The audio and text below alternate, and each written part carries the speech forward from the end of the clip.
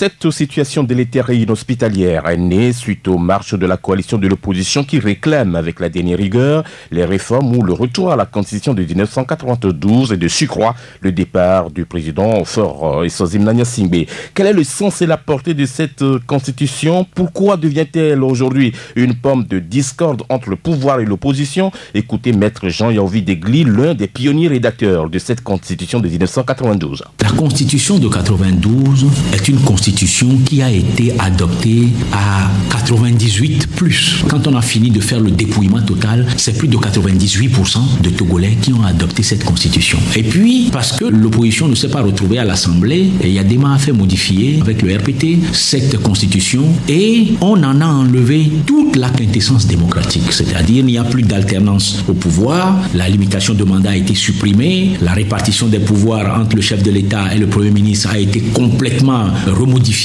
On a l'impression que c'est un régime présidentiel alors que le régime que nous avons choisi était un régime semi-présidentiel. Les élections ne sont plus à 2 tours. Il y a beaucoup de choses qui ont été modifiées dans la Constitution et qui en font complètement une Constitution qui tourne le dos à l'esprit de 1992. D'où est venue cette idée de retour à la Constitution de 92? Parce que tout simplement, les gens ont envie d'avoir une Constitution qui ait tous les fondamentaux d'une Constitution démocratique. Alors, pour le temps qui court, le Togo est à feu et à sang. Quelle appréciation Maître Jean Yaovi Degli fait-il de la situation et quelle approche de solution? Vous l'écoutez au micro Taxi FM. Après les événements de 2005, le président de la République avait fait un discours remarquable à Atapamé en disant plus jamais ça.